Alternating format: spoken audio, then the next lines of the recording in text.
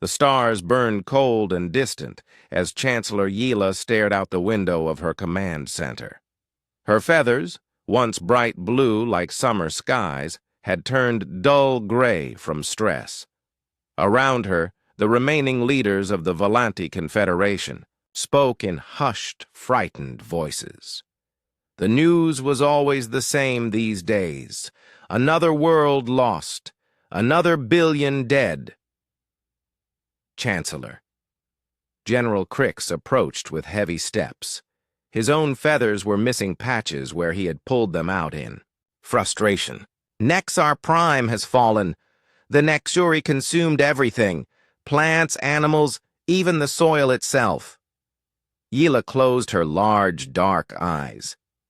Nexar Prime had been home to 3 billion Volanti. Now it was just another dead rock floating in space. The Nexuri had stripped it clean in less than a week. How many does that make? She asked quietly. 12 worlds in 3 months, Crix replied. At this rate, we have maybe 6 months before they reach our core systems. The other council members shifted, nervously. These were the brightest minds of their species, leaders who had guided the Volanti through centuries of peace and progress. But none of them had answers for this nightmare. The Nexuri were unlike anything they had ever faced. They were not a species in any normal sense. They were more like a disease that had learned to build spaceships. Each creature was a writhing mass of tentacles and teeth that could reshape itself at will. They consumed everything organic they touched, growing larger and more terrible with each meal. "We need help," said Counselor Vex, her voice trembling. "We cannot fight them alone." "Help from who?" Crix snapped. "The Althari won't even return our calls." The Zenthrak Collective sent us a message saying they're too busy with their own problems. Everyone is running scared. "There must be someone," Yila said. "Send the signal wider. Search every star system, every planet with intelligent life. Someone out there must be willing to help." The communication officer, a young Volanti named Zil, worked frantically at his console. Waves of radio signals, quantum transmissions, and hyperspace messages spread out from their homeworld like ripples in a pond. Most would reach empty space or worlds too primitive to understand. But perhaps, somewhere in the vast darkness, someone would hear their cry for help. 3 days passed. Then, impossibly, an answer came. "Chancellor!" Zill's voice was high with excitement. "We're receiving a response. The signal is coming from the Outer Rim, a system called Sol." Sol? Yila had never heard of it. "What species lives there?" Zill's excitement faded as he read the data. "They call themselves humans. Chancellor, their homeworld is classified as a Class 12 Deathworld." The command center fell silent. Even the youngest Volanti knew what that meant. Class 12 was the highest danger rating possible. It meant a world so hostile that most species would die within minutes of landing on its surface. "That can't be right," General Crix said. "No intelligent species could evolve on a Class 12 world. The computers must be wrong." "The signal is definitely coming from there," Zil insisted. "And Chancellor, they're saying they want to help." Meanwhile, on the other side of the galaxy, Admiral Taemin sat in his office aboard the orbital station, Harmony.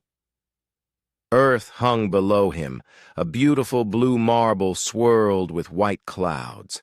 It looked peaceful from space, but Taemin knew better. He had grown up on that world. He knew how dangerous it really was. The message from the Volanti had reached Earth's deep space monitoring station 6 hours ago. Since then, Taemin had been in meetings with Earth's leaders, trying to decide how to respond. "We should help them," said Ambassador Sora. her voice firm with conviction. She was younger than Tae-min, with kind eyes and a gentle manner that made her perfect for diplomatic work. These Volanti are facing extinction. If we have the power to save them, we have a duty to try. It's not that simple, Tae-min replied.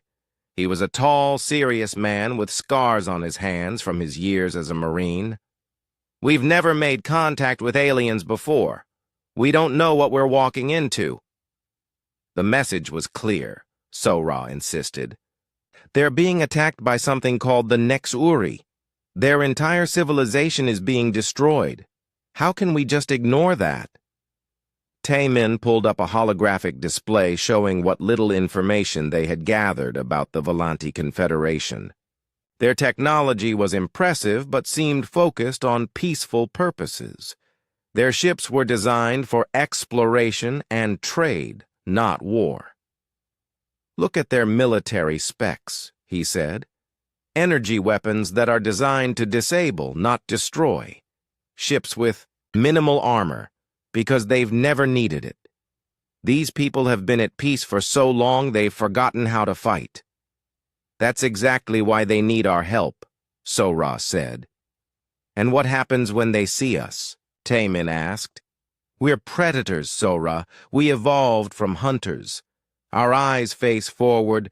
We have sharp teeth. We're built for violence. Most herbivore species take one look at us and run screaming. Sora was quiet for a moment. She knew he was right. Earth's few encounters with other species had not gone well. Most aliens found humans terrifying to look at. Maybe this time will be different, she said hopefully. Maybe when they're desperate enough, they won't care what we look like. Tae-min sighed and looked out at the stars. In his gut, he knew this was a bad idea. But the Volanti were dying, and Earth had the technology and firepower to help them. Maybe even save them. All right, he said finally.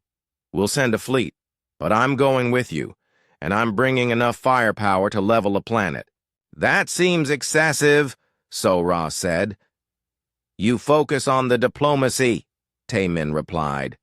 I'll focus on keeping us all alive. 2 weeks later, the human fleet assembled at the edge of Sol system. 5 ships in total.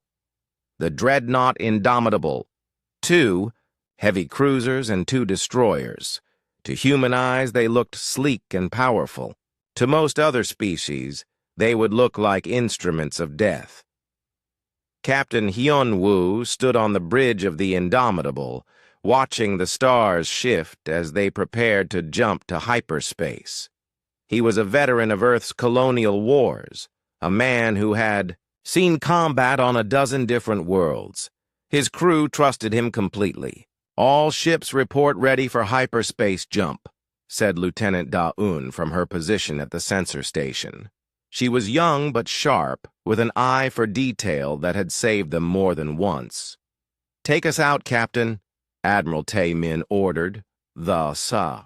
Stars stretched into lines of light as the human fleet jumped toward the Volanti Confederation. They carried with them the hopes of both species, though neither fully understood what they were asking for. In the Volanti system, Chancellor Yila waited anxiously for the humans to arrive. She had no idea that she was about to meet a species that had clawed its way to the top of the food chain on one of the most dangerous worlds in the galaxy. She had no idea that the help she had asked for came with teeth and claws and a willingness to do whatever it took to win. The Volanti had sent an SOS to the stars, hoping for salvation. What they were about to receive was something far more dangerous and far more effective than anything they could have imagined. The human fleet dropped out of hyperspace at the edge of the Volanti home system like wolves emerging from a dark forest. Their ships moved in perfect formation, dark hulls gleaming under the light of the alien sun.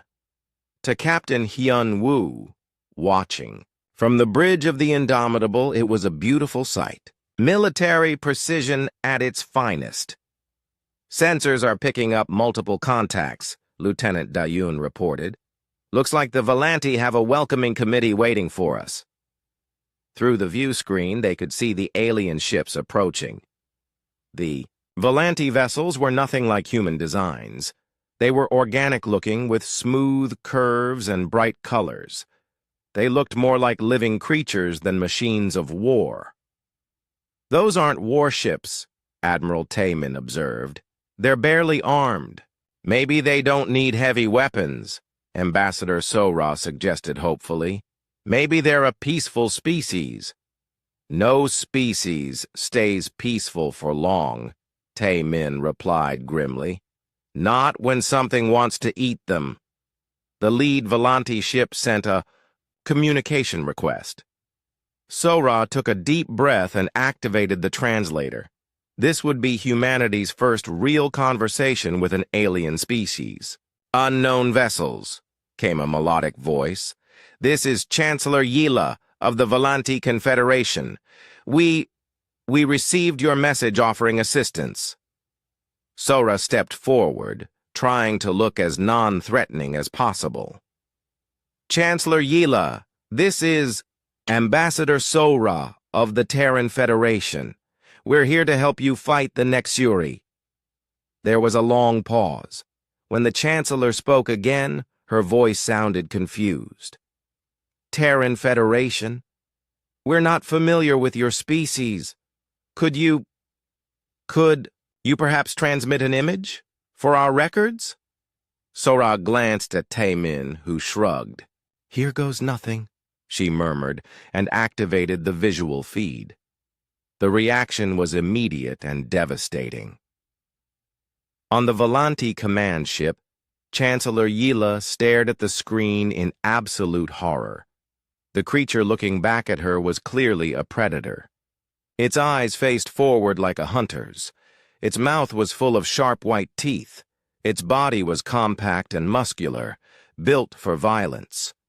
Around her, the other Volanti officers backed away from the screen. Some made soft clicking sounds of fear. One junior officer actually fainted. "By the sacred winds," General Crix whispered. "What manner of monster are they?" "We're human," Sora said gently, not understanding their reaction.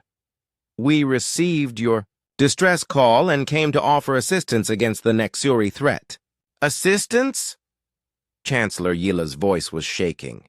You're predators. Apex predators by the look of you. Where do you come from?" "A planet called Earth," Sora replied. "It's in the Sol system." The Volanti communication officer was frantically checking his databases. When he found the entry for Earth, his feathers stood on end in terror. "Chancellor," he whispered urgently, "Earth is classified as a Class 12 death world, the most dangerous planetary classification possible. The temperature in the Volanti command center seemed to drop several degrees. A Class 12 death world was a place where everything was trying to kill everything else. Most Volanti couldn't even imagine such a place, let alone understand how any intelligent life could survive there." "You come from a death world," Yila said slowly, as if the words themselves were poisonous. "Well, yes," Sora admitted. "Earth can be challenging, but that's given us certain advantages in dealing with hostile situations." "Challenging?" General Crix stepped into view of the screen. Unlike the Chancellor, fear was making him angry rather than submissive. "Your planet is rated as one of the most lethal environments in the known galaxy. The gravity alone would crush most species. The atmospheric pressure, the radiation levels, the predators. The predators help keep us sharp," Captain Hyunwoo said, stepping up behind Sora. He was trying to be helpful, but his scarred face and military bearing only made things worse. Several more Volanti officers backed away from the screen. "You see, Crick said to the Chancellor. Look at them. Look at how they stand, how they move. These are killers, born killers from a world of killers. We're here to help, Sora insisted, but she could see she was losing them. The next Yuri are destroying your worlds. We have the technology and experience to fight them. At what cost? Yila asked. What would you want in return for your help? Nothing, Sora said honestly. We came because you asked for help and because stopping the next Yuri is the right thing to do. But the Volanti didn't believe her. In their experience, predators always wanted something. And these humans, these Deathworld monsters, would want something terrible. No, Chancellor Yila said firmly. We appreciate your offer, but we must decline. We will find another way to deal with the Nexuri. Another way? Admiral Taemin stepped forward, his patience finally wearing thin. You've lost 12 worlds in 3 months. Your people are dying by the billions, and you're turning down help because we look scary? You don't just look scary, General Crix snapped. You are scary. You're apex predators from the most dangerous world we've ever heard of. Do you really think we'd trust creatures like you with the safety of our people? The bridge of the Indomitable fell silent. Captain Hyun-woo's jaw tightened. Lieutenant Da-un looked hurt and confused. Ambassador So-ra felt tears starting to form in her eyes. I see, Taemin said quietly. So you'd rather face extinction than accept help from monsters like us. We are not monsters, Chancellor Yila said, though her voice shook as she said it. We are a civilized species. We don't solve our problems with violence and death. Neither do we, unless we have to, Sora said desperately. Please, just give us a chance. Let us show you that we're not what you think we are. You've already shown us exactly what you are, Crix replied. Predators, killers, deathworlders. We want nothing to do with your kind. The communication channel went dead. On the bridge of the Indomitable, the humans stood in stunned silence. They had traveled across the galaxy to offer help, and had been rejected without even being given a chance to prove themselves. Well, Captain Hyun-woo said finally, that went about as well as expected. I really thought it might be different this time, Sora said sadly. I thought when they were desperate enough. Fear beats desperation every time, Taemin said. They're so afraid of what we might do that they can't see what the next Yuri are actually doing. Sir, Lieutenant Da-yun said hesitantly, I'm picking up something on long-range sensors. Multiple contacts approaching from the outer system. The next Uri? Hyun-woo asked. Has to be, Da-un confirmed. Size and energy signatures match the profiles from the Volanti distress calls. Taemin looked at the approaching swarm, then at the Volanti ships that were already moving away from the human fleet. Signal the Volanti, he ordered. Tell them the Nexuri are coming. Maybe 6 hours out. Sora transmitted the warning but received no response. They're not even acknowledging our transmission, she reported. Their choice, Taemin said coldly. All ships, prepare for hyperspace jump. We're leaving. Sir? Sora looked shocked. We can't just abandon them. They don't want our help, Taemin replied.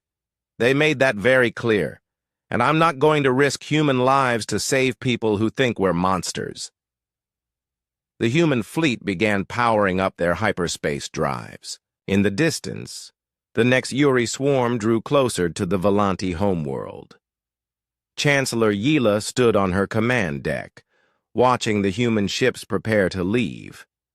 Part of her wanted to call them back, to accept their offer despite her fears.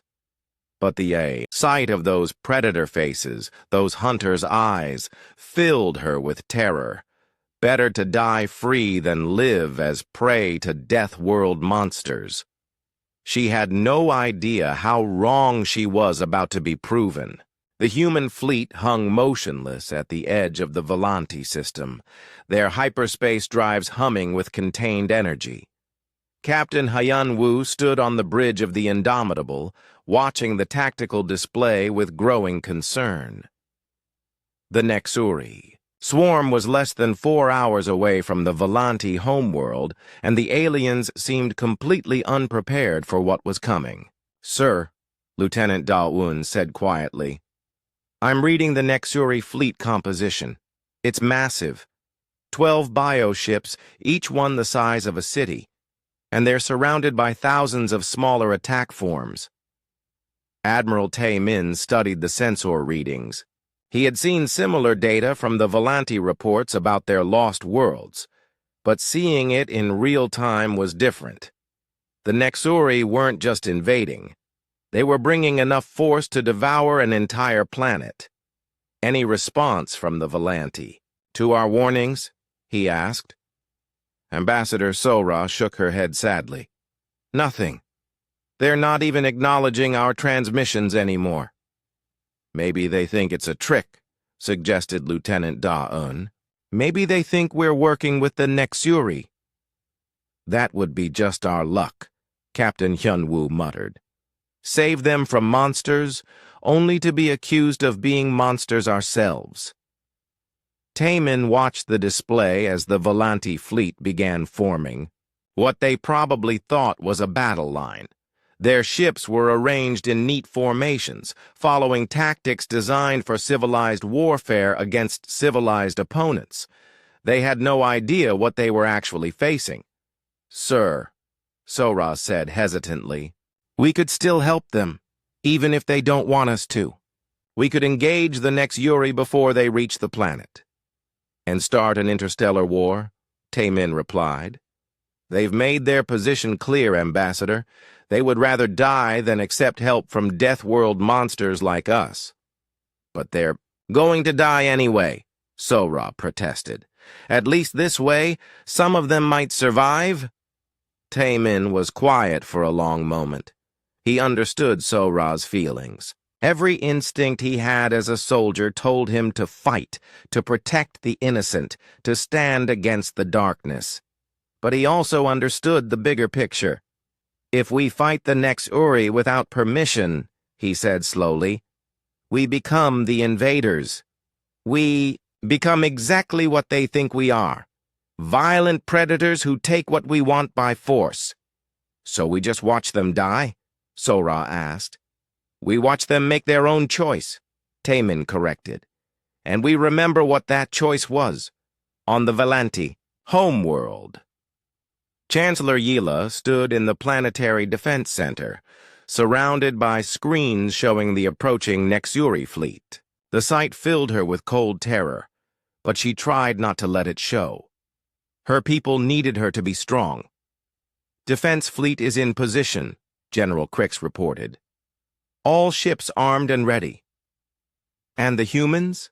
Yila asked. "Still holding position?" "At the system edge," Crix replied. "They keep transmitting warnings about the Nexuri approach time, but we're not responding." "Good," Yila said, though her voice lacked conviction. "We don't need help from predators." But as she watched the massive Nexuri bioships growing larger on the screen, she couldn't help but wonder if they were making a terrible mistake. The human ships had looked so powerful, so deadly. Maybe that was exactly what they needed right now. "Chancellor," one of her aides said nervously, "the humans are requesting permission to assist in the defense." "Denied," Yila said automatically. "We've already made our position clear." "But Chancellor," the aide persisted, "their ships appear to be heavily armed, much more so than anything in our fleet." "That's exactly why we can't trust them," General Crix interjected. "Species that build ships like that are species that solve problems with violence." "Maybe violence is what we need right now," someone muttered from the back of the room. Who said that? Crix demanded, spinning around. I did, said Commander. Fell, one of the younger officers. Look at those readings, General. The Nexuri are bringing enough force to crack a planet. Our weapons barely scratch them at Nexar Prime. Maybe we need predators to fight predators. That's enough, Yila said firmly. We are not predators. We are civilized beings, and we will find a civilized solution to this problem. What if there isn't one? Fell asked quietly. No one answered. 3 hours later, the Nexuri struck. The first bioship to engage the Volanti defense fleet was larger than their biggest battleship. It moved through space with sinuous grace, its living hull rippling. With muscle and sinew, massive tentacles writhed around its body, each one tipped with weapons that had evolved over millions of years of conquest. The Volanti opened fire first, their energy weapons painting bright lines across the darkness. The beams struck the bioships, hull and seemed to simply disappear, absorbed by the creature's natural defenses. In response, the bioship released a cloud of smaller attack forms. They looked like flying monstrosities, all teeth and claws and acidic breath. They swarmed over the Volanti ships like angry insects. First Squadron is taking heavy damage, came the panicked report from the fleet commander. The enemy organisms are eating through our hull plating. All ships focus fire on the primary target, General Crix ordered. Concentrate everything on the big one. But it was useless. The Volanti weapons, designed to disable rather than destroy, had no effect. On the Nexuri bioships, the creatures had evolved to survive in the vacuum of space, to endure radiation and asteroid impacts and the heat of stellar flares. Volanti energy beams were nothing more than a mild irritation. Meanwhile, the Nexuri were methodically tearing the defense fleet apart. Ship after ship went dark as the attack forms breached their hulls and devoured the crews inside. From their position at the system edge, the humans watched the massacre unfold. Jesus, Captain Hyunwoo whispered. They're not even fighting back, effectively. Their weapons aren't designed for this, Lieutenant Da-Yoon observed. The Nexuri have biological armor that absorbs energy. The Volanti would need kinetic weapons or at least higher-yield energy weapons. Sir, Sora said desperately, we have to do something. They're being slaughtered. Not our call, Taemin replied, though his hands were clenched into fists. They made their choice. On the Volanti homeworld, panic was spreading through the defense center. Half their fleet was already gone, and the Nexuri hadn't even reached the planet yet. They're moving past our remaining ships, someone reported, heading straight for the upper atmosphere. Chancellor Yila stared at the display, in horror. The massive bioships were ignoring the few surviving Volanti vessels, treating them as irrelevant. They had bigger prey in mind. What about the planetary defense grid? She asked weakly. Same problem as the fleet, General Crix replied. Our weapons can't penetrate their armor. Then what do we do? No one had an answer. The first bioship entered the planet's atmosphere like a falling mountain.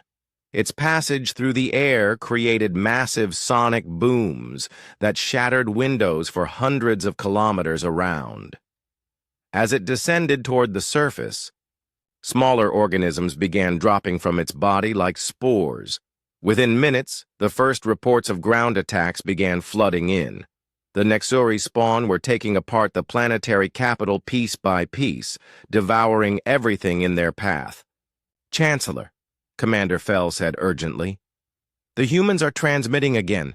They're offering immediate assistance.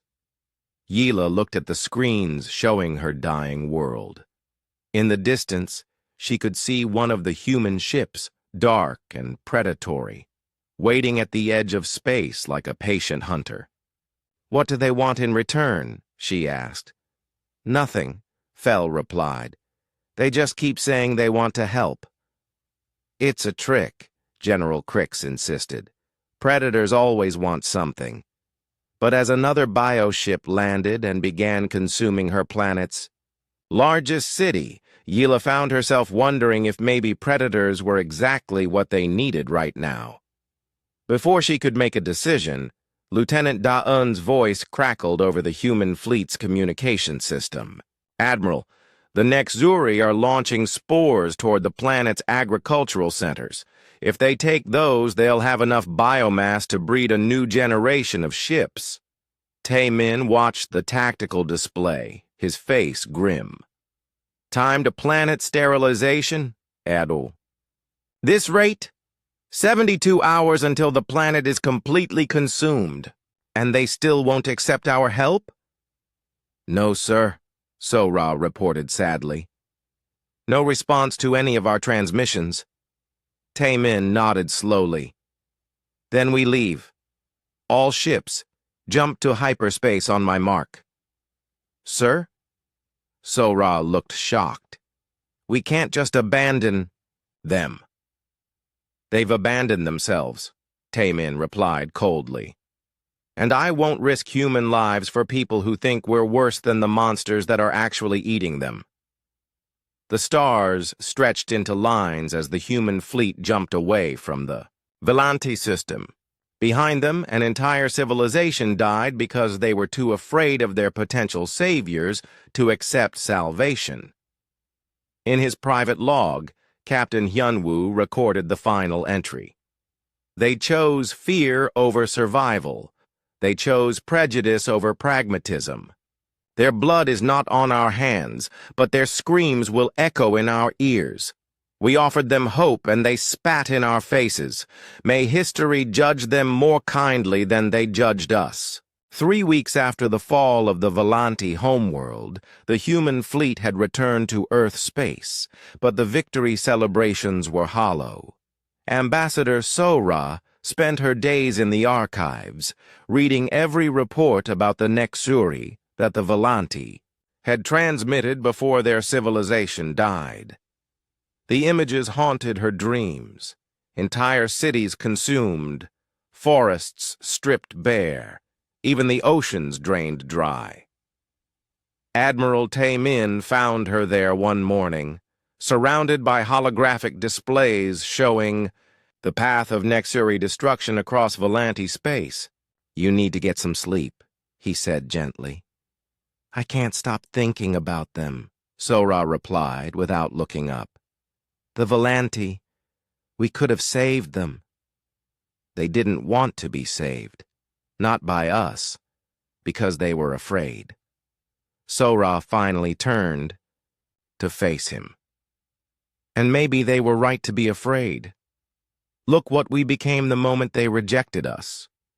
We just left. Taemin was quiet for a moment. The guilt was eating at him too, though he tried not to show it. What would you have had us do? Force our help on them? Become invaders? I don't know, Sora admitted. I just keep thinking there must have been another way. Before Taemin could respond, an urgent alert echoed through the station. Both of them hurried to the command center, where Intelligence Officer Jin Woo was frantically working at his console. Sir, Jin Woo said without looking up, we've got a problem. A big one. What kind of problem? Taemin asked.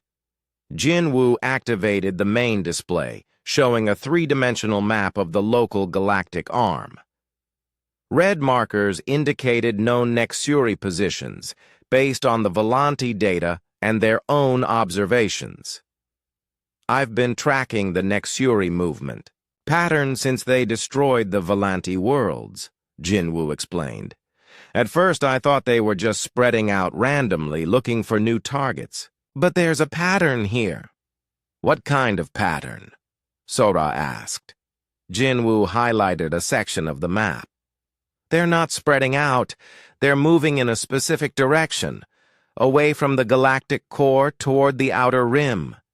He paused, then added ominously, "Toward us." Taemin studied the display. "How sure are you about this?" 97% confident, Jinwoo replied. "And sir, there's something else. I've been analyzing the Nexuri themselves, trying to understand what they are and where they came from." More data appeared on the screen. Biological analysis, behavioral patterns, genetic structures. "The Nexuri aren't natural," Jinwoo continued. "I mean, they evolved naturally at some point, but they've been artificially modified, enhanced, turned into living weapons." "By who?" Sora asked. "That's what I wanted to know." So I started looking at their movement patterns before they attacked the Volanti, tracking them backward through space. The display zoomed out, showing a much larger section of the galaxy. A trail of dead worlds stretched from the galactic core toward the Volanti Confederation. "They came from here," Jinwoo said, pointing to a region near the galaxy's center. "From the core worlds, and if you look at the timing," he manipulated the display showing the destruction timeline. "They didn't start moving until about 50 years ago. Something made them run." "Run from what?" Taemin asked, though he was beginning to suspect he didn't want to know the answer. "That's the question, isn't it?" Jinwoo replied grimly. "What could be scary enough to make the Nexuri run? What could be worse than creatures that consume entire civilizations?" The command center fell silent as the implications sank in. The Nexuri weren't conquerors expanding their territory. They were refugees, fleeing from something even more terrible in the galactic core. "Sir," came a voice from the communications station. "Fleet Admiral Yoon-ji is requesting an immediate briefing on these findings." 2 hours later, the senior command staff of the Terran Defense Force gathered in the secure briefing room aboard the orbital station. Fleet Admiral Yoon-ji, a stern woman with gray hair and sharp eyes, listened to Jinwoo's report without interruption. "So, let me make sure I understand this," she said when he finished. "The Nexuri are running away from something in the galactic core. Something that scared them so badly they've been consuming everything in their path for 50 years just to build up strength for—" "What? A war?" "Unknown, sir," Jinwoo admitted. "But whatever it is, the Nexuri consider the local arm to be a safe haven, and they're planning to consume every world between here and the galactic edge to fuel their expansion." "How many worlds are we talking about?" asked General Sang-ho, the head of military planning. Jinwoo's expression grew even more grim. "Conservative estimate, 20,000 inhabited systems, maybe 50 billion intelligent beings." The room erupted in shocked murmurs. Sora felt sick to her stomach. "The Volanti were just the beginning," she whispered. "It gets worse," Jinwoo continued. "Based on their consumption rate and breeding patterns, the Nexuri will be strong enough to threaten Earth within 2 years. Maybe less." Fleet Admiral Yoon-ji stood up slowly. "Are you telling me that by rejecting our help, the Volanti have doomed not just themselves, but potentially every species in this arm of the galaxy?" "That's exactly what I'm telling you, sir." The Admiral walked to the window, staring out at the stars. Earth hung below them, beautiful and blue, and completely unaware of the horror heading toward it. "How many Nexuri are we talking about?" she asked. "Based on the biomass they've consumed from the Volanti worlds alone, probably 1 million attack forms supported by maybe 50 bioships. And they're still growing. Could we stop them if we went after them now?" Jinwoo was quiet for a moment, running calculations. "Maybe, if we hit them before they finish processing the Volanti biomass. But it would be costly. Very costly." How costly? Probably half our fleet. Maybe more. Admiral Yunji turned back to the group. And if we wait, then we fight them when they're twice as strong with more ships, more troops, and nowhere to run. Jin Woo's voice was flat. We'd lose. Sora spoke up. There's another option. We could try to contact other species.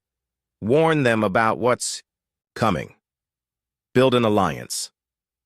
Like the Volanti did? General Sang-Ho asked skeptically. From what you've told me, most alien species react to humans the same way the Volanti did, with fear and suspicion. Not all of them, Sora insisted. There have to be some species out there that would listen to reason. Maybe, Admiral Yunji said, but we don't have time to find them. The next Yuri won't wait for us to make friends. Captain Hyun-woo, who had been quiet throughout the briefing, finally spoke up. Admiral, what if we're approaching this wrong? How do you mean, Captain? The Volanti rejected our help because they thought we were monsters. But maybe being monsters is exactly what the galaxy needs right now. The room fell silent again. Sora stared at Hyun-woo in shock. You can't be serious. Think about it, Hyun-woo continued. The Nexuri are parasites. They consume everything they touch, growing stronger with each meal. Traditional warfare doesn't work against them because they use their enemy's strength. Against them. So what are you suggesting? Admiral Unji asked. We don't try to save the Nexuri's victims. We don't try to be heroes. We become the predators that everyone thinks we are. We hunt the Nexuri down and exterminate them like the vermin they are. That would make us no better than the Nexuri themselves, Sora protested. No, Hyun-woo replied firmly. The Nexuri consume to feed. We would kill to protect. There's a difference. Admiral Yunji considered this. What would that look like, Captain? Operationally, I mean. Total war, Hyun-woo said simply. No mercy, no prisoners, no half-measures. We find every Nexuri nest and burn it to ash. We hunt down every bioship and blow it apart. We make them extinct. And the other species? The ones who think we're monsters? Let them think what they want. When the Nexuri are gone, they can thank us or curse us as they choose, but they'll be alive to do it. Jin Woo pulled up another display, showing estimated fleet deployments and resource requirements. If we're going to do this, we need to move fast. Every day we wait, the Nexuri gets stronger. Admiral Yunji nodded slowly. How long would you need to prepare? 2 weeks to mobilize the full fleet. Another week to reach Nexuri space. Do it. The Admiral's voice was cold and decisive. Full mobilization, total war protocols, and Captain. Hyun-woo? Yes, sir. When we find the Nexuri, I want you to show them why Earth is classified as a death world. As the meeting broke up and the officers hurried away to begin preparations, Sora remained behind with Taimin. This isn't what I wanted, she said quietly. When I advocated for helping the Volanti, this isn't what I had in mind. I know, Taimin replied. But the galaxy made its choice when it rejected our offer of alliance. Now it gets to see what we're really capable of when we stop trying to be diplomatic. Outside the window, Earth continued its slow rotation, peaceful and serene.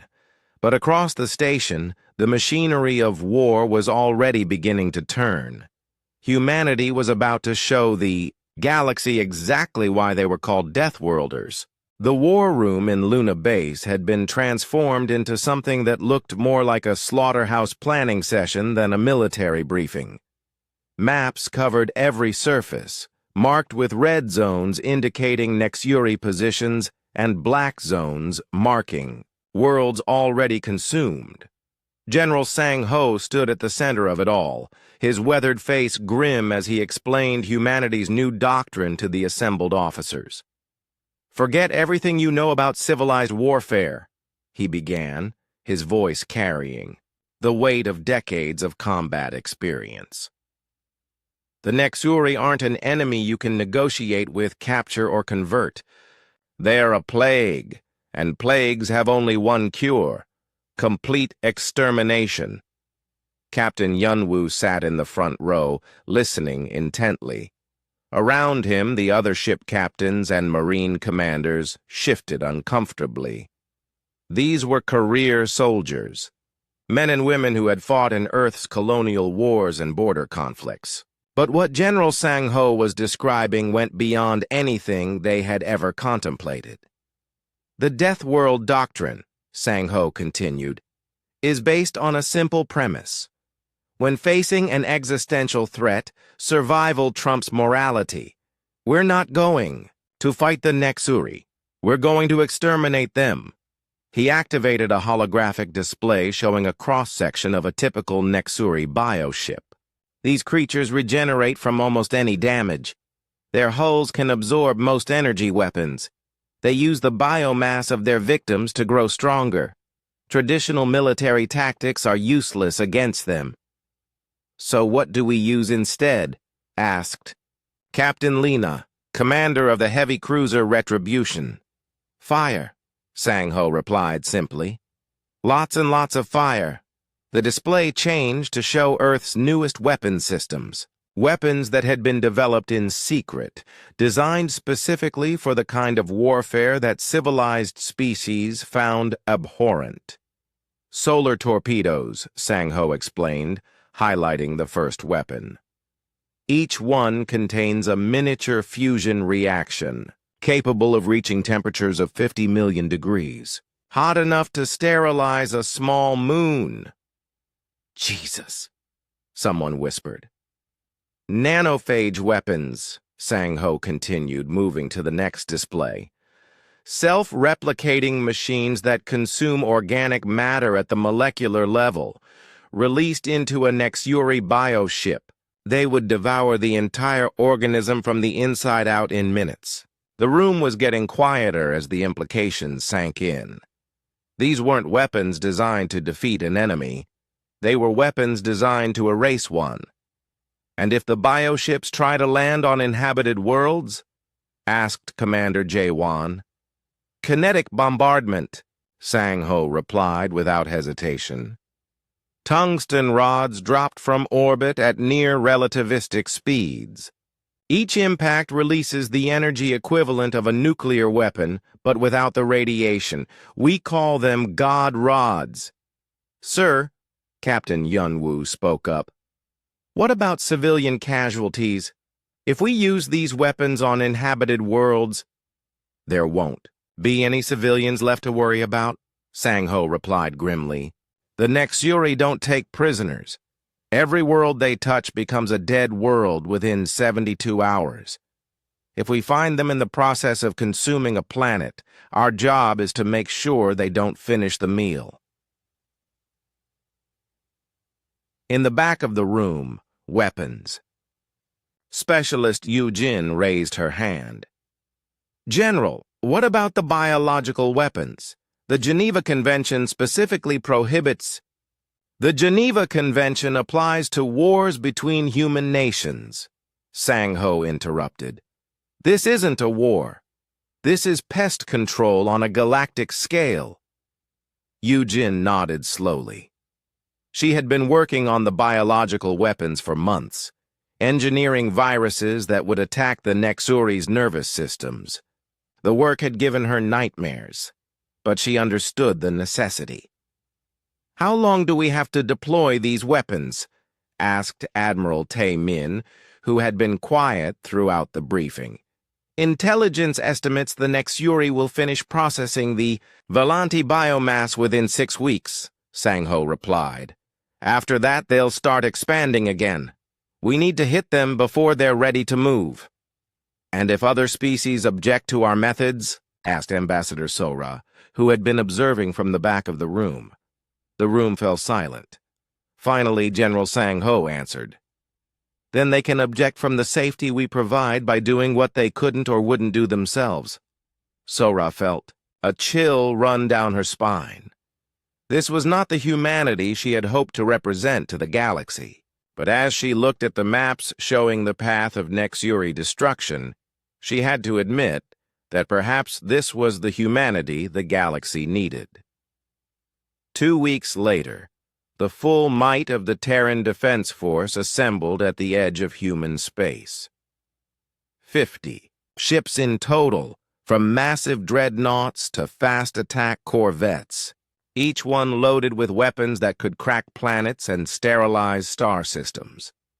Captain Hyun-woo stood on the bridge of the Indomitable, now serving as Admiral Taemin's flagship. The ship had been refitted with the new weapon systems, and the crew had been drilling on their use for days. They were as ready as they could be for what was coming. All ships report ready for hyperspace jump, Lieutenant Da-eun announced from her station. Signal from Admiral Yoon-ji, the communications officer reported. The fleet admiral wishes to address the expedition before departure.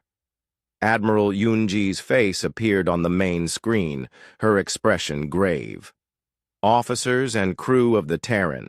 Expeditionary Force, she began. You are about to embark on a mission unlike any in human history. You will not be fighting to conquer territory or claim resources. You will be fighting to ensure that the human race and every other intelligent species in this galaxy has a future. She paused, looking directly into the camera. The enemy you face is not merely hostile. It is antithetical to life itself.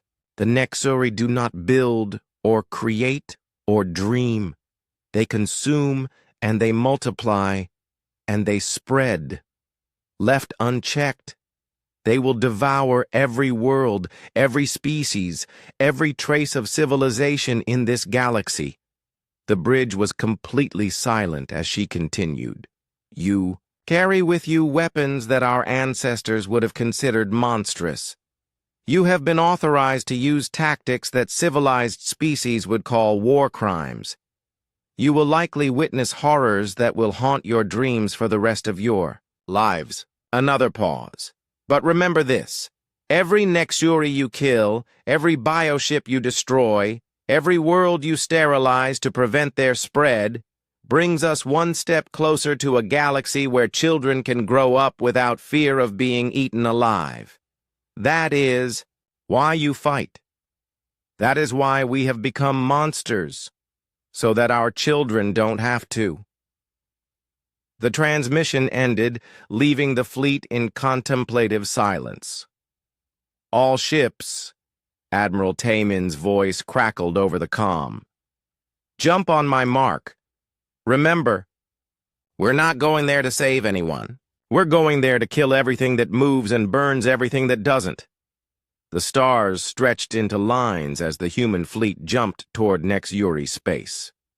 Behind them, Earth continued its peaceful rotation, unaware that its children were, about to commit acts that would echo through galactic history. On the lead ship, Captain Hyun-woo made a final log entry. We go now to do what others cannot or will not do. We go to become the monsters that the galaxy has always believed us to be. May history judge us more kindly than we are likely to judge ourselves. In the weapons bay, Yujin ran final checks on the biological weapons she had created.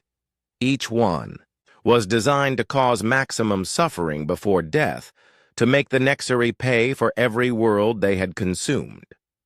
She tried not to think about what creating such weapons said about her as a person.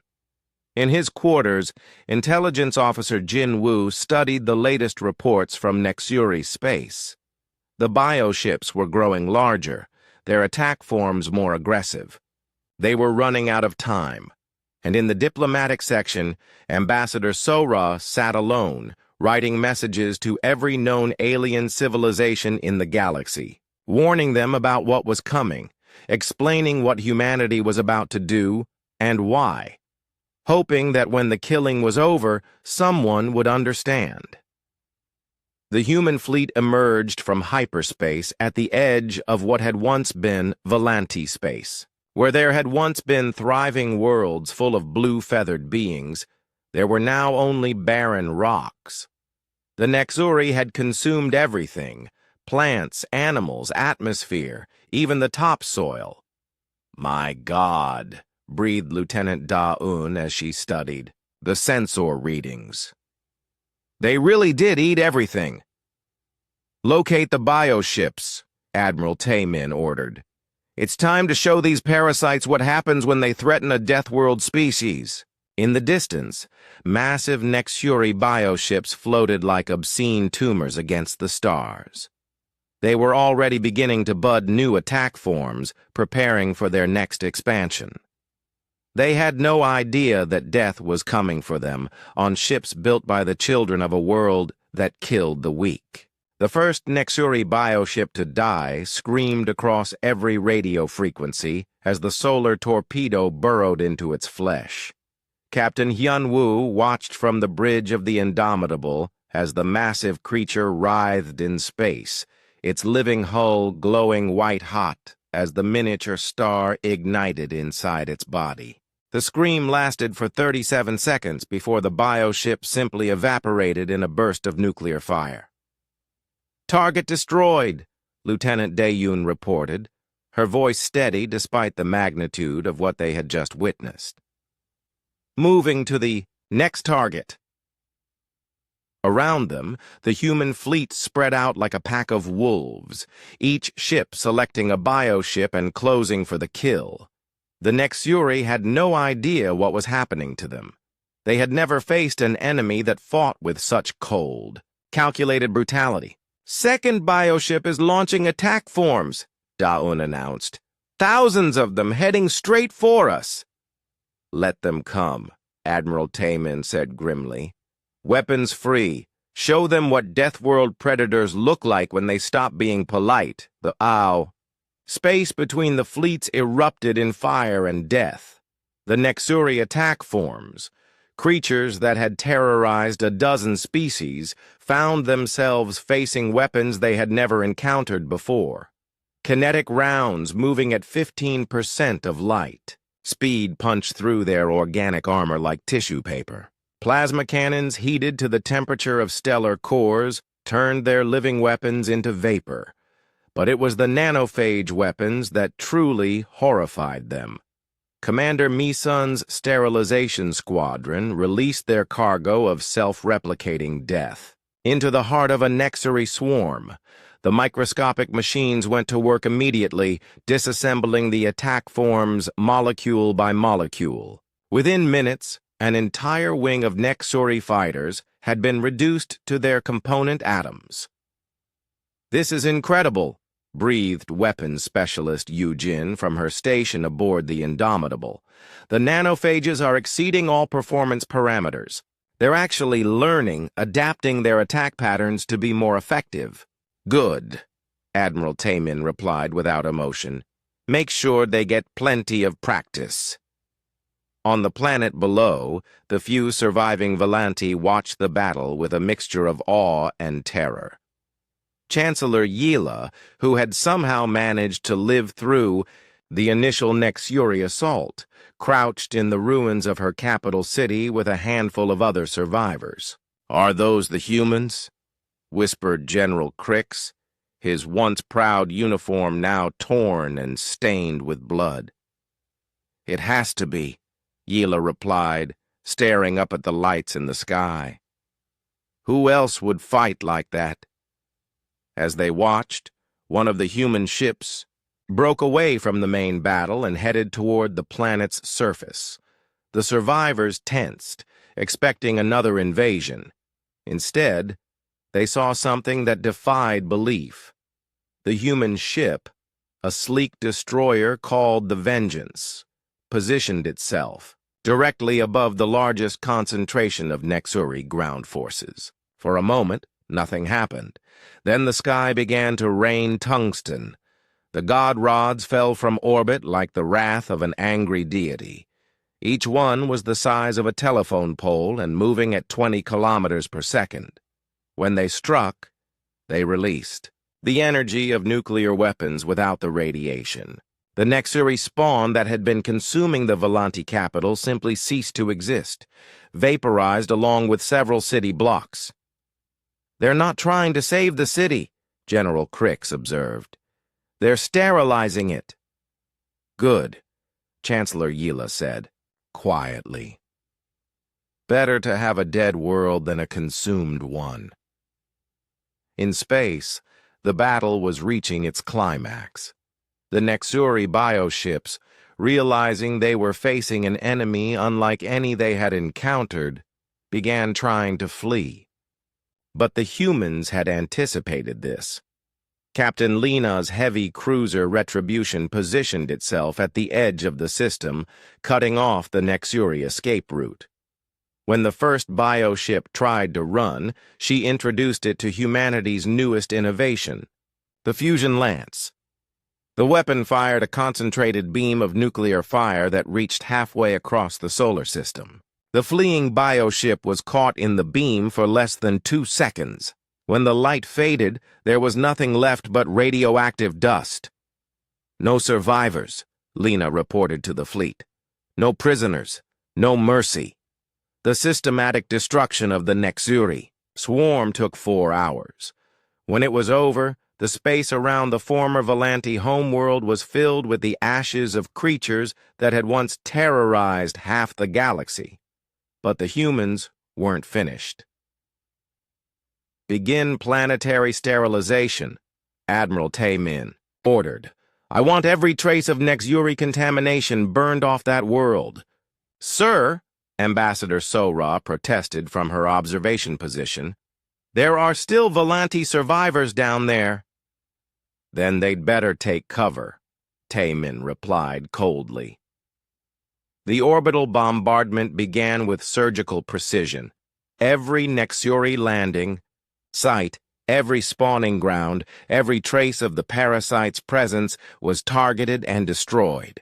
The humans used a combination of kinetic weapons and plasma bombardment, turning the planet's surface into a sea of molten glass. When it was over, the former Volanti homeworld was technically habitable, but it would take decades for anything to grow there again. The humans had literally burned the Nexuri contamination out of the planet's ecosystem. "One system down," Admiral Taemin announced to the fleet. 43 to go. The human fleet's campaign through former Volanti space was unlike anything the galaxy had ever witnessed. They moved from system to system like a plague of destruction, seeking out every Nexuri nest and burning it to ash. They showed no mercy, took no prisoners, and left no survivors. At the Nexar system, Captain Yunwu's task force encountered a massive Nexuri breeding facility that had been constructed from the bones of the world's former inhabitants. The sight filled even the hardened Marines with rage. "Solar torpedoes," Yunwu ordered. "All of them. I want that obscenity erased from existence." 20 miniature stars bloomed in the darkness, each one hot enough to melt steel. The Nexuri breeding facility, along with the millions of larvae it contained, was vaporized in seconds. At the Corvani system, Commander Mi-sun's sterilization, Squadron faced a new challenge. Nexuri bioships that had learned to hide inside asteroid fields. The creatures thought they were safe behind layers of rock and metal. They were wrong. Mi-sun deployed her nanophages into the asteroid field itself. The microscopic machines spread through the rocks like a virus, seeking out any trace of organic matter. When they found the hidden bioships, they went to work with mechanical efficiency. The creatures died slowly, their own bodies betraying them as the nanophages turned their flesh into more nanophages. "Contact Admiral Taemin," Mi-sun ordered when the last bioship was dead. "Tell him we need more nanophages. I want enough to sterilize every asteroid in this system." The psychological impact of the human campaign was almost as devastating as the physical destruction. Across the galaxy, alien civilizations that had dismissed humanity as primitive deathworlders began to realize what that classification actually meant. On the Althari homeworld, High Council member Zar watched the reports with growing horror. "They're not just winning," he said to his colleagues. "They're completely exterminating the next Yuri. No trace left behind. Nothing." "How are they doing it?" asked another council member. "With weapons that we banned from our own arsenals centuries ago," Zar replied. "Weapons designed not just to kill, but to erase, to make it as if their enemies never existed at all. Similar conversations were taking place on 100 worlds across the galaxy. The species that had once looked down on humanity as violent primitives were beginning to understand that violence, when properly applied, could be a very effective solution to certain problems. After 6 weeks of systematic extermination, the human fleet reached the last known Nexuri stronghold, a massive bioship the size of a small moon, hidden in the debris field of a shattered world. Intelligence indicated it was the Queen ship, the source of all new Nexuri broods. "This is it," Admiral Taemin announced to the fleet. "The heart of the infection. When we destroy this, the Nexuri are finished." The Queen ship was unlike anything they had faced before. Its hull was kilometers thick, protected by layers of organic armor that had evolved over millions of years. It was surrounded by a cloud of smaller bioships and countless attack forms. "Sir," reported Lieutenant Da-Un, "that thing is huge. Our standard weapons might not be enough to penetrate its defenses." "Then we'll use non-standard weapons," Taemin replied. He opened a channel to weapons specialist Yu Jin. "Doctor, how many of those experimental biological weapons do we have left?" 12 vials, sir," Yu Jin replied. "But Admiral, these aren't tested. We don't know what they'll do to something that size." "We're about to find out. Prepare them for deployment." The biological weapons that Yu Jin had created were designed to attack the Nexuri nervous system, causing excruciating pain before death. They were weapons that civilized species would consider crimes against sentience itself. But the humans were no longer concerned with being civilized. The missiles carrying the biological weapons penetrated the Queen ship's defenses and released their cargo into its bloodstream. The effect was immediate and horrifying.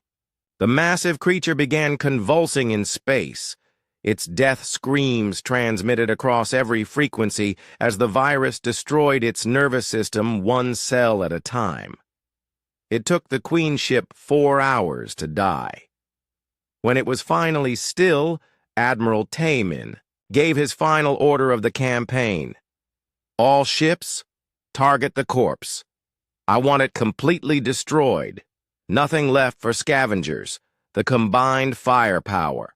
The silence that followed the death of the last Nexuri was unlike anything the galaxy had experienced in 50 years.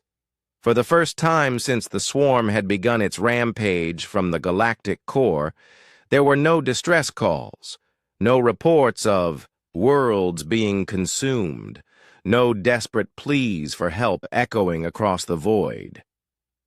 There was only the quiet and the growing realization of what humanity had accomplished. Admiral Taemin stood in his quarters aboard the Indomitable, staring out at the debris field that had once been the Nexuri Queen ship. The campaign had taken 8 weeks. In that time, his fleet had visited 44 star systems and exterminated every trace of Nexuri presence they found. Not a single organism had been allowed to escape. "Sir," Lieutenant Deon's voice came over the intercom. "We're receiving a transmission. It's from the Volanti survivors." Taemin sighed. He had been expecting this. "Put it through to the main briefing room," Gather the senior staff. 5 minutes later, the human command team assembled to hear what the Volanti had to say. Chancellor Yila appeared on the main screen, looking far older than when they had first met her. Her once bright feathers were now permanently gray, and her eyes held the haunted look of someone who had seen her entire civilization die. "Admiral Taman," she began, her voice barely above a whisper, we need to speak with you." "I'm listening," Taman replied, his tone neutral. "We were wrong," Yila said simply. "About you. About your people. We were so afraid of what you might do that we couldn't see what the next Yuri were actually doing." Behind her, General Crix stepped into view. He looked even worse than the Chancellor, his military bearing broken by weeks of horror. "You came to help us," Crix said, his voice thick with shame. "You offered us alliance, friendship, protection, and we called you monsters." "You weren't wrong," Captain Hyunwoo said quietly. "We are monsters. You just saw us prove it." "No," Yila shook her head. "Monsters destroy for pleasure, for hunger, for greed. You destroyed to protect, to save. There's a difference." Ambassador Sora, who had been silent throughout the campaign, finally spoke. "The difference doesn't matter to the dead, Chancellor. We killed billions of living creatures. We sterilized entire worlds. We used weapons that your species would consider war crimes." "And because you did," Yila replied, "the few thousand of us who remain are still alive. Our children will grow up in a galaxy free from the next Yuri. That matters more than our wounded pride." The human officers exchanged glances. This wasn't the conversation they had expected to have. "What do you want?" "From us, Chancellor?" Admiral Taman asked. "Protection," Yila admitted. "Alliance. The things we should have asked for the first time you offered them. And what makes you think we're interested in offering them again?" The question hung in the air like a blade. Yila flinched as if she had been struck. "I understand your anger," she said finally. "We rejected your friendship when we needed it most. We chose fear over wisdom. But surely you understand that we were terrified. We had never seen anything like you before." "You've seen us now," Sora said, her voice harder than anyone had ever heard it. "You've seen what we do to species that threaten us. You've seen what we're capable of when we stop trying to be civilized. And you still want our protection?" "Especially because of that," General Crix interrupted. "You have the power to destroy any threat that faces us. More importantly, you have the will to use that power when necessary." Captain Hyunwoo leaned forward. "And what about the next time, when another crisis comes and we offer to help and you decide we're too scary to trust?" "There won't be a next time," Yila said firmly. "We've learned our lesson, the hard way." "Have you?" Admiral Taman asked. "Because from where I'm sitting, it looks like you only want our help now that you've seen what happens when you don't." "Have it." The accusation stung because it was true. Yila struggled for a response. "You're right," she said finally. "We only learned to trust you after we saw what the alternative was. But isn't that better than never learning at all?" Before any of the humans could respond, Lieutenant Da-Eun spoke up from her station. "Sir, we're receiving multiple transmissions. Looks like word of our campaign has spread." "From who?" Taemin asked. "Everyone," Da-Eun replied, her eyes wide as she read the incoming messages. "The Althari Collective, the Zenthrak Republic, the Corvin Federation, dozens of species. They all want to talk." Sora moved to read over Da-Eun's shoulder. "What are they saying?" "Most of them are offering thanks," Da-Eun reported. "Some are requesting meetings. A few are asking for—" She paused, reading more carefully. For protection agreements. The irony wasn't lost on anyone in the room. 2 months ago, these same species had either ignored humanity entirely or actively avoided contact. Now they were lining up to request the same alliance they had once found so distasteful. "Admiral," came another voice over the intercom. "This is communications. We're receiving a priority transmission from Earth. Fleet Admiral Yunji wants to speak with you immediately." Taemin glanced at the volante on the screen. "Chancellor, we'll need to continue this conversation later." "Of course," Yila replied. "Admiral? Thank you. For everything." The transmission ended, leaving the humans alone with their thoughts. 20 minutes later, Fleet Admiral Yunji's face appeared on the screen, her expression unreadable. "Admiral Taemin," she began, "congratulations on the successful completion of your mission. The Nexuri threat has been eliminated." "Thank you, sir," Taemin replied. "What are our orders now?" "That's what I'm calling to discuss," Yunji said. "Your campaign has had significant political ramifications. We're receiving communications from species across the galaxy. Some grateful, some fearful, most asking for meetings. The same species that wanted nothing to do with us 2 months ago," Captain Hyunwoo observed. "Exactly," Yunji confirmed. "Which raises an interesting question. How do we respond?" "What do you mean, sir?" Sora asked. "I mean, Ambassador, that we now have a choice to make. We can return to our previous isolation, content to know that we've saved the galaxy from the Nexuri. Or we can use the leverage we've gained to establish a new relationship with our galactic neighbors." Admiral Taemin frowned. "What kind of relationship?" "The kind where they remember that we're the species that solved a problem they couldn't solve themselves," Yunji replied. "The kind where they think twice before dismissing us as primitive deathworlders." The implications were clear. Humanity could use their victory over the Nexuri to position themselves as the dominant military power in the galaxy. They could demand respect, tribute, even territory from species that now owed their survival to human intervention. "Sir," Sora said carefully, "are you suggesting we use our military success to intimidate other species into compliance?" "I'm suggesting we use our military success to ensure that humanity never again has to face a galactic threat alone," Yunji replied. "The next time something like the Nexuri appears, I want there to be a dozen species ready to fight alongside us, instead of cowering in fear of our methods." "And if they refuse?" Hyunwoo asked.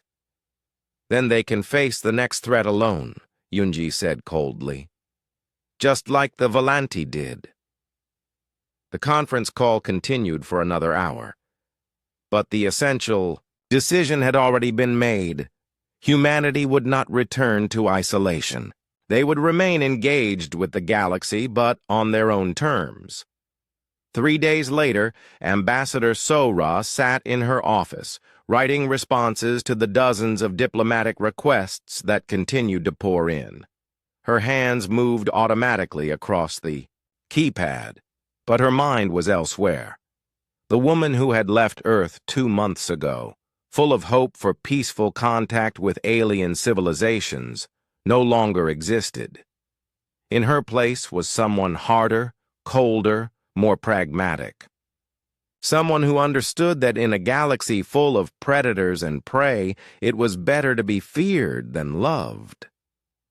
But as she worked, she couldn't shake the feeling that humanity had won more than just a military victory. They had proven something important about themselves, something that would echo through galactic history for generations to come. They had shown the galaxy that deathworlders, when pushed to their limits, didn't just survive, They eliminated the things that threatened their survival, and now, whether they liked it or not, every species in the galaxy would have to live with that knowledge. 6 months after the last Nexuri died, screaming in the cold darkness of space, the galaxy had settled into an uneasy new reality. The massive orbital platform that humanity had constructed at the edge of their territory served as both embassy and fortress, a gleaming reminder of what Deathworlders could accomplish when they set their minds to it. Admiral Hyun-woo, newly promoted after the Nexuri campaign, stood in the platform's central command center, watching the steady stream of alien ships approaching through the system's outer perimeter. Each one requested permission to enter human space. Each one was carefully screened, and each one was reminded of the rules that now governed galactic diplomacy. Another delegation from the Corvan Federation, reported Lieutenant Da-yoon, now serving as his intelligence officer. They're requesting a meeting to discuss mutual defense arrangements. Schedule them for Thursday, Hyun-woo replied without looking up from his reports. After the Althari delegation but before the Zenthrak, representatives.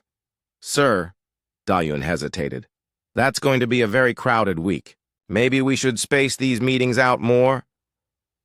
Let them wait, Hyun-woo said firmly. They had 50 years to request meetings while the Nexuri were consuming the galaxy. Now they can wait a few weeks for our convenience. The truth was that humanity was deliberately making the other species wait. Every day that passed reinforced the new reality. Humans were no longer the supplicants in galactic diplomacy. They were the ones with the power to grant or deny meetings, to accept or reject proposals, to decide which species were worth their time and attention. In the diplomatic quarters of the station, Ambassador Sora reviewed the latest batch of requests. Her office walls were covered with star charts showing the new buffer zones that humanity had established around their territory. Any ship entering those zones without permission would be met by patrol fleets armed with the same weapons that had exterminated the Nexuri. Ambassador, her aide announced, Chancellor Yilla is here for her scheduled appointment. Sora nodded.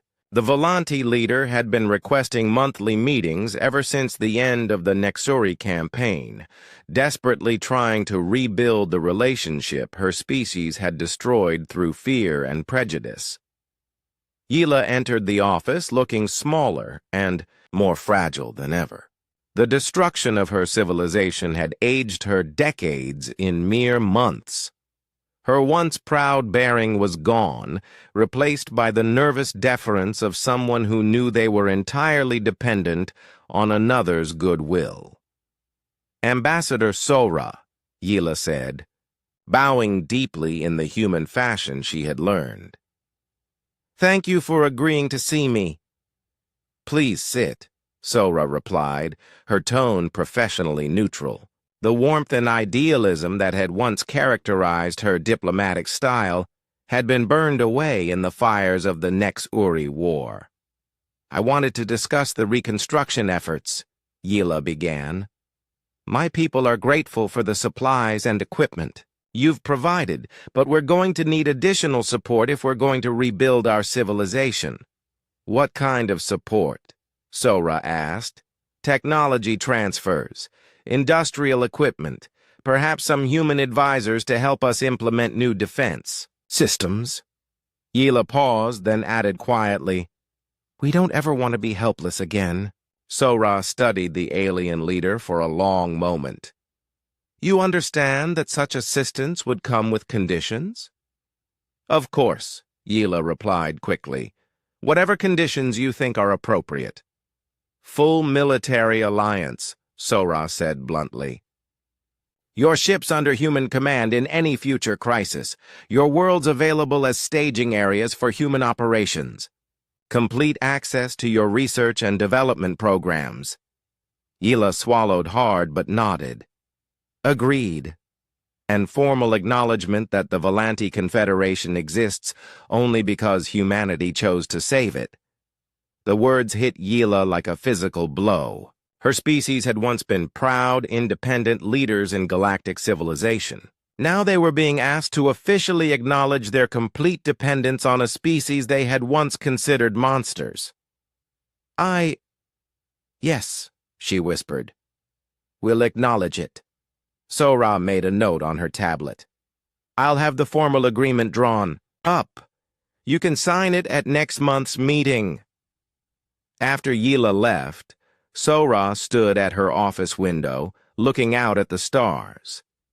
In the distance, she could see the running lights of human patrol ships conducting their regular sweeps of the border zones. Each one was a reminder to the galaxy that humanity was watching, waiting, ready to act if anyone stepped out of line. Her reflection in the window showed a woman she barely recognized. The hopeful diplomat who had once dreamed of peaceful first contact was gone. In her place was someone harder, colder, shaped by the reality of galactic politics and the necessity of strength. A chime indicated another visitor. "Come in," she called. General Sang-Ho entered, his expression grim. "Ambassador, we need to talk about the Corvani situation." Sora turned from the window. "What about it?"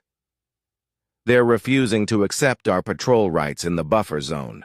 Their ambassador claims it violates their sovereignty." "Do they now?" Sora's voice carried a dangerous edge. "And what exactly do they propose to do about it?" "That's the problem. They're talking about forming a coalition with some of the other species. A mutual defense pact to counter what they're calling human aggression." Sora was quiet for a moment, processing this information. "How many species are we talking about?"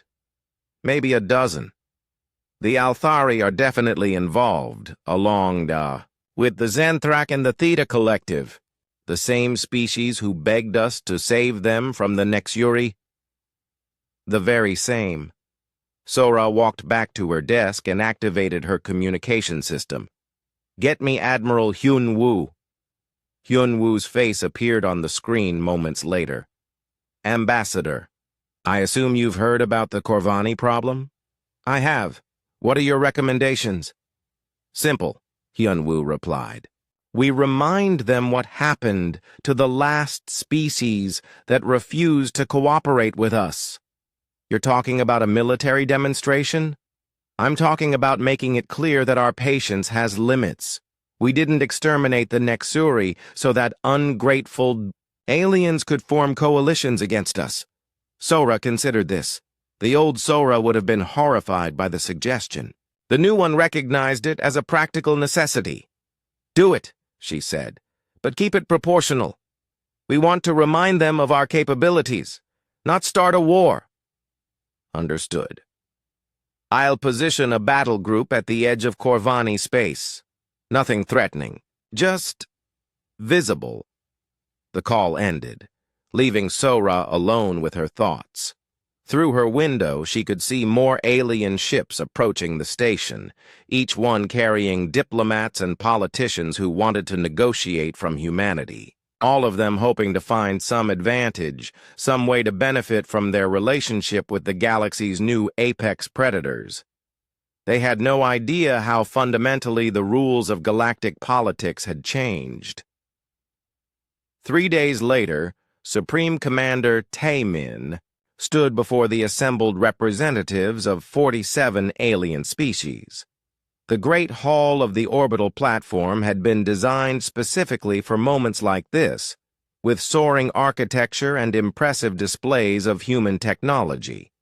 Every detail was calculated to remind visitors that they were in the presence of a superior power. "Ladies, gentlemen, and beings of various classifications," Taemin began, his voice carrying clearly through the hall's advanced acoustics. 6 months ago, this galaxy faced its darkest hour. A plague of living death was consuming everything in its path. and your civilizations were powerless to stop it. The assembled aliens shifted uncomfortably in their seats. Many of them had been present at the emergency sessions where their governments had debated whether to even acknowledge humanity's offers of assistance.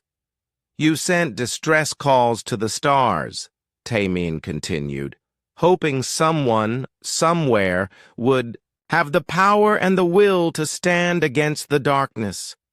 When that someone answered your call, you rejected them. You called them monsters. You turned them away because they frightened you. His gaze swept across the assembly, meeting the eyes of species representatives who had personally voted to reject human assistance. But monsters, it turns out, are exactly what the galaxy needed. Not diplomats or negotiators or peacekeepers, but apex predators willing to do what civilized species could not. We hunted the Nexuri across 44 star systems. We exterminated every trace of their existence. We made them extinct. Murmurs ran through the assembly, some approving, some fearful, all acknowledging the truth of his words. Today, your children sleep safely in their beds because we were willing to become the monsters you feared us to be. Your worlds continue to exist because we did what you could not do yourselves. Your civilizations survive because we chose to save them, despite your rejection of our friendship. The hall fell completely silent. So understand this, Tamin said, his voice carrying the weight of absolute authority. The galaxy has a new order now. Humanity stands at its center. Not because we conquered you, but because we saved you from something that would have. We are not your rulers, but we are your protectors. And like all protection, ours comes with a price. He paused, letting the implications sink in. The price is simple: respect. Respect for our sovereignty, respect for our borders, respect for our methods. We will not tolerate coalitions formed against us. We will not accept challenges to our authority in matters of galactic security. And we will not forget who stood with us and who stood against us when the darkness came, Chancellor Yila, sitting in the front row with the other leaders.